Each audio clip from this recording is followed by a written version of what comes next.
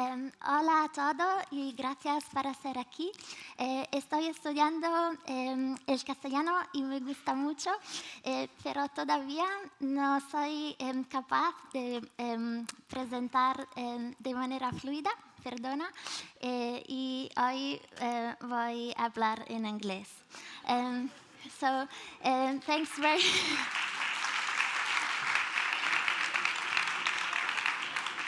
No, that's so true. Actually, it's even a more beautiful language than I expected without knowing it, so I'm very fascinated. I'm looking forward to be able to talk next year, hopefully. So thanks, FashTech people, for having material connection here today. And I will add that actually this year, I've been lucky enough to have the chance to come to Bilbao very frequently, and the Azkuna Center here is one of my very favorite places in Bilbao. And in general, I have to say that I'm really impressed to see how the Basque government is actually investing so much in innovation. I'm really very interested in how much they're actually doing. Material connection. We are an international network of specialized consultants. Our focus is related to innovative and sustainable materials and processes. This is where you can find us worldwide. So our world domination plans actually are currently focusing on Europe, the US, and Asia. Here in Bilbao, you can find us in the Edificio Ensanche. And our library, where you can find a very large variety of innovative, sustainable, advanced products, materials, processes, technologies, is actually the largest worldwide. And it's being used as a tool by professionals, companies, whoever is looking for a project-specific solution for whatever field and branch. And among these, obviously, fashion is one of the most interesting, variegated, and fascinating ones, needless to say. This is how our libraries are structured. The Bilbao one. Our services are meant to contribute to empowering companies, professional practices in the area of R&D, marketing, corporate social responsibility, and of course, design. So, materials design for fashion. Through the very interesting presentations today, we have already had an extensive look into this wonderful world.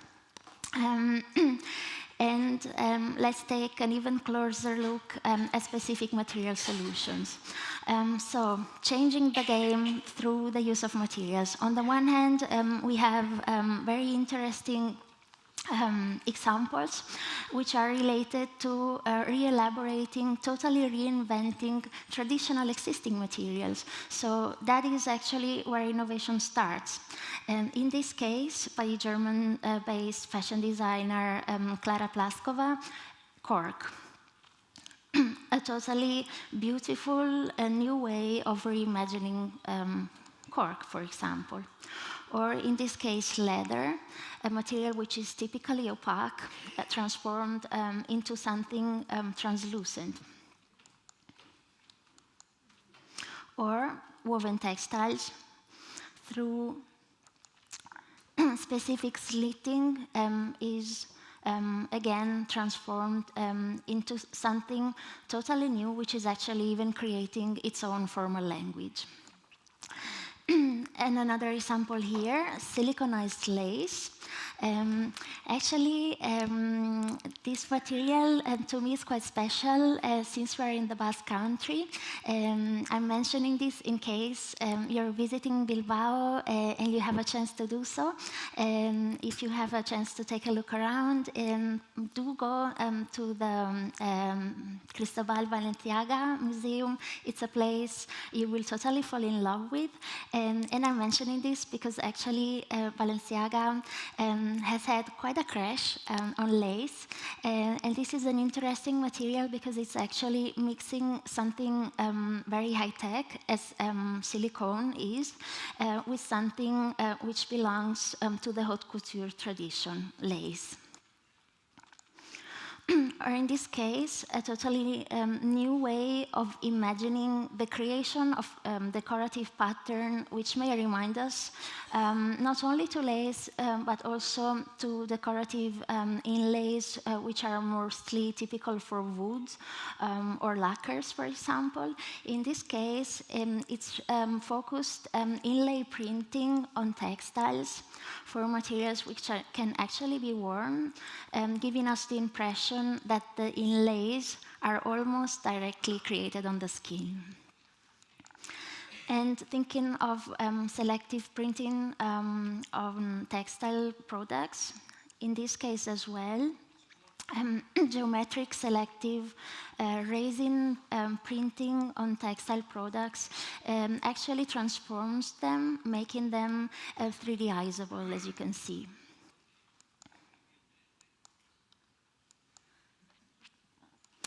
And we can also think of something apparently quite far away from the fashion branch, as is wood, although through the very beautiful collections that we have seen today, there already were very interesting examples of wearable flexible wood.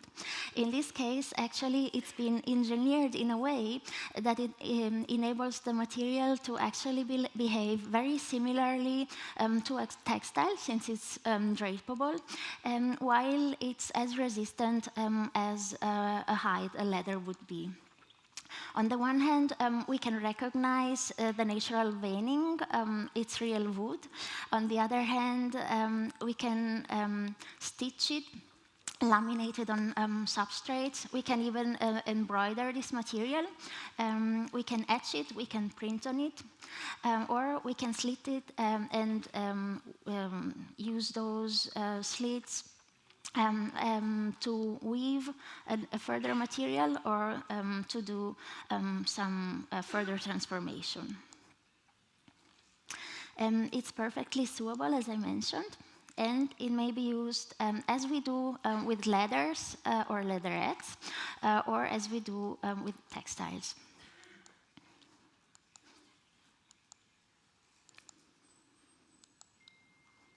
And thinking of fashion, it is impossible not to mention how actually when we choose something we want to wear, we're not just seeking for something which will, well, keep us warm and and cover what is necessary to cover, but we're actually looking for something that for us is beautiful, something we may recognize ourselves in, something which is making us feel at our ease.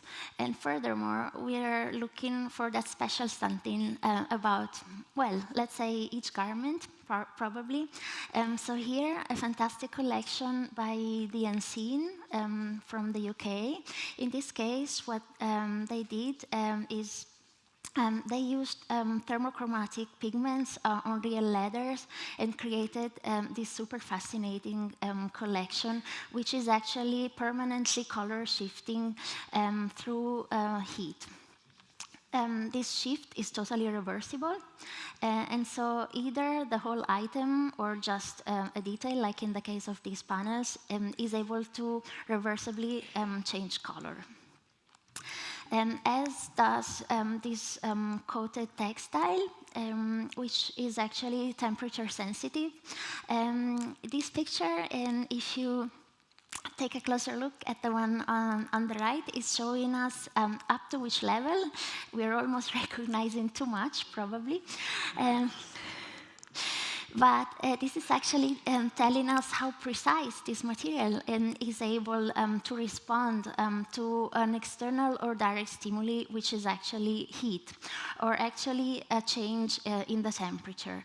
And this works with all of the ways this may happen. So it can be direct contact, it may be radiated heat, as we can see, which means that we can wear something, an accessory, a jacket, a shirt, a trouser, which is actually color shifting, same as the temperature is during the day in the environment where we are. And you may have seen that the typical picture in the case of color-shifting materials, in the case of the thermochromic ones, it shows you a hand on the material. The one in the picture is not mine, because actually I'm the scientific proof that saying cold hands, kind heart is so true. And I'm telling you, it may also apply to feet. But what is interesting about this one is that actually it's a two-way thermochromic coated textiles. And the reason why I'm mentioning that these materials may not respond immediately to a temperature change is why not everyone has the same average body temperature. So once we were in our offices in the library, and we had just received color-shifting samples that we had ordered, and I immediately tried them, and I went to my colleague complaining that they weren't working. And I said, this is very strange, something must have happened, maybe during transportation, they must have been exposed to too high temperatures, which caused a damage in the color-shifting pigments. This is not working. They were working very well, because my colleague put his warm hand, on the material, and it immediately did respond. And the interesting possibility about these two-way thermochromatic coated textiles is, on the one hand, that these respond not only to rising heat, but also to decreasing temperatures. So if it's cold, they will turn to the one color, and if it's too hot, they will turn to another one, and then we have the average temperature. And up to a certain way, it is also possible to actually engineer this temperature, which makes it able, for example, for an accessories or garments manufacturer, to design climate-specific garments. So if you're distributing your collection in Africa or in Scandinavia, it will definitely make a difference. So you may require your product to be able to respond climate specifically. And thinking of, again of magic special effects, these are hydrochromatic coated textiles, which feature decorative prints, which will only appear if the surface of the material comes in contact with water, as is the case of this umbrella. Then wearable well-being, what is healthful fashion? Something that on the one hand is making us feel at our ease totally, and on the other hand may have a special secret characteristic, like is the case, for example, of cosmeto textiles, which are, like in this case, hyaluronic acid releasing fibers, which are able to have, or this is what they're meant to be, which are able to have an anti-aging effect. Or we can have moisturizing knit fabrics, perfect for dry skin. And again, through microencapsulation, we have these nanominerals which are able to improve blood circulation. And thinking of protection, we may have very specific needs, for example, depending on the activity we perform. It could be because of our working environment. It could be, for example, because we love practicing specific sports. We don't want to wear an armor. We want to feel comfortable at our ease. This jeans looks like an average pretty female jeans. But it could be an engineered technical jeans, perfect for riding a motorbike with all the required protection.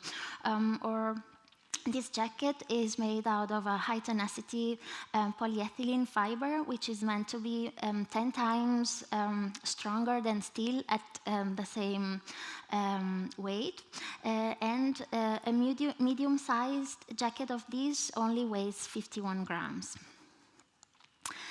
So we can think of using aerogel particulates into our garments. These are super protective as far as thermal insulation is concerned, as you can see, but still very thin, flexible, and lightweight. Or in this case, we have an abrasion proofing and heat-resistant protection fabric, which is selectively equipped with half spheres of a thermoplast on the surface, and this thermoplast incorporates ceramic particles, which are highly protective in the case of abrasions. Which means they not only do protect our skin from the abrasion itself, but also from the high heat, which is generating the fact that we may be burnt after an accident.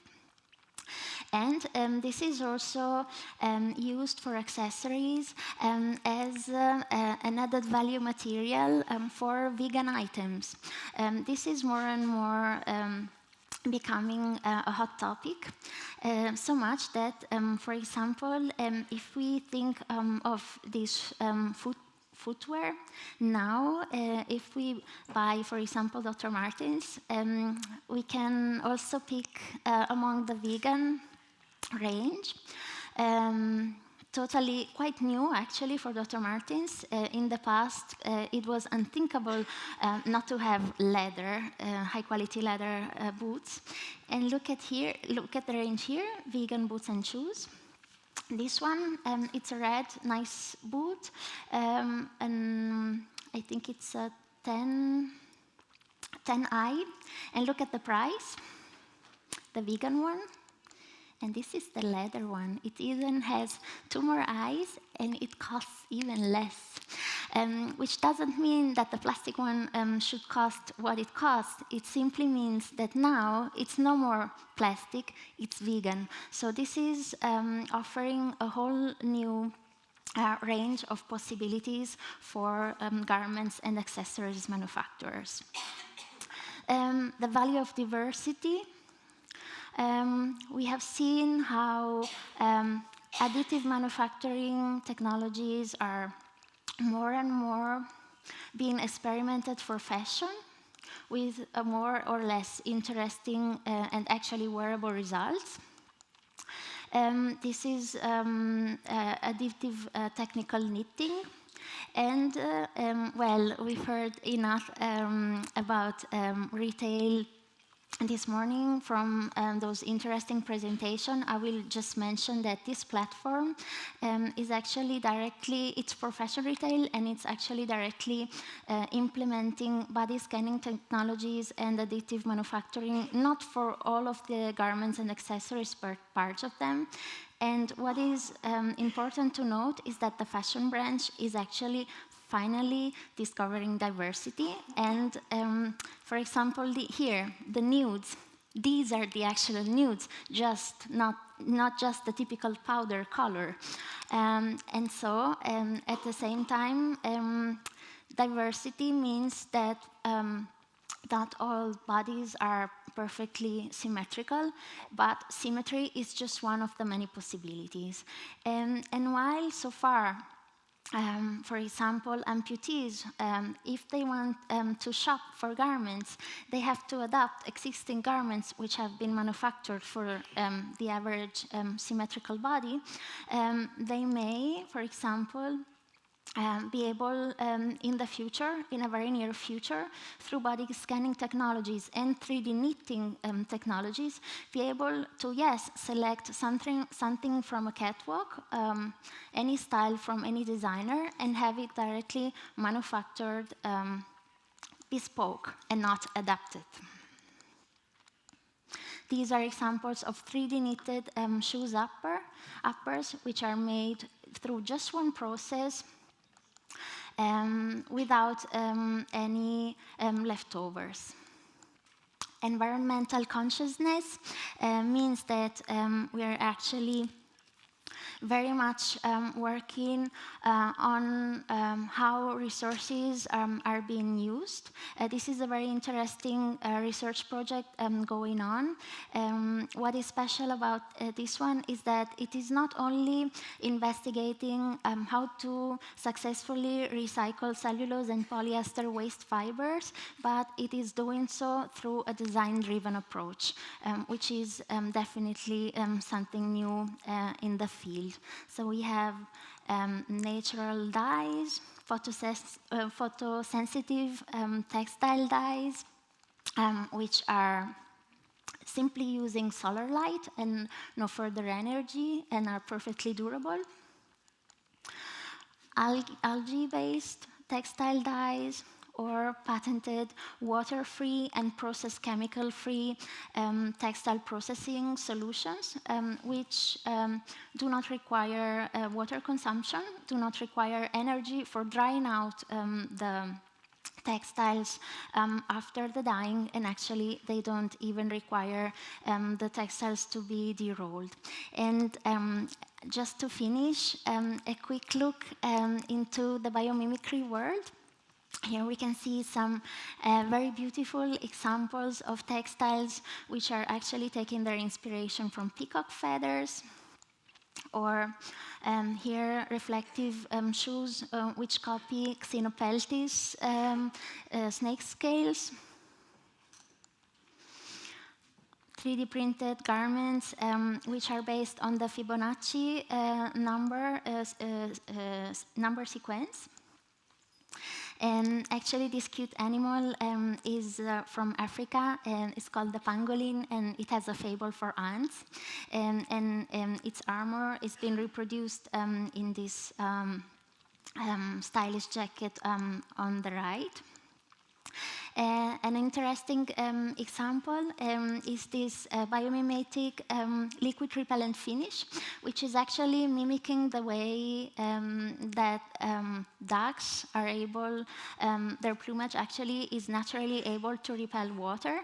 In this case, it's using biodegradable paraffin chains, which basically create an effective protection all around the fibers. This doesn't at all affect the textile's hand. Just through putting the garments or the textiles in the dryer, the effect is being renewed. So thanks very much for your attention. And if you're interested in these textiles and many more, please come and visit us in the Edificio Ensanche here in Bilbao and see our library. Thanks very much.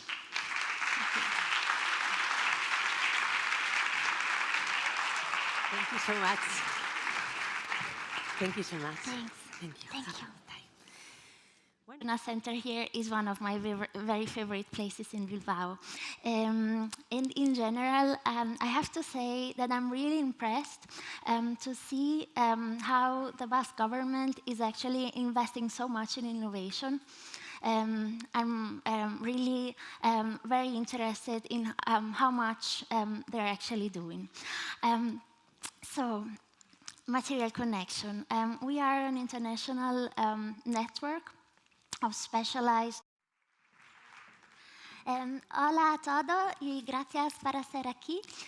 Estoy estudiando el castellano y me gusta mucho, pero todavía no soy capaz de presentar de manera fluida, perdona, y hoy voy a hablar en inglés. Thanks very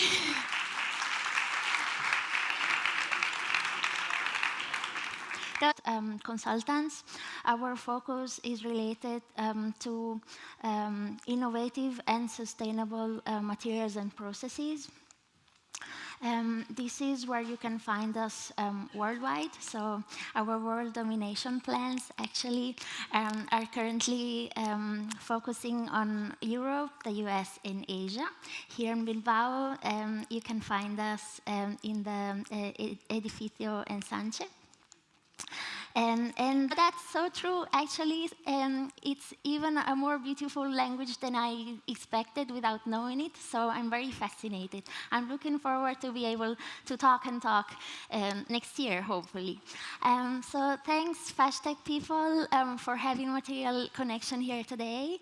And I will add that actually this year I've been lucky enough to have the chance to come to Bilbao very frequently, and our library, where you can find a very large variety of innovative, sustainable, advanced products, materials, processes, technologies, is actually the largest worldwide.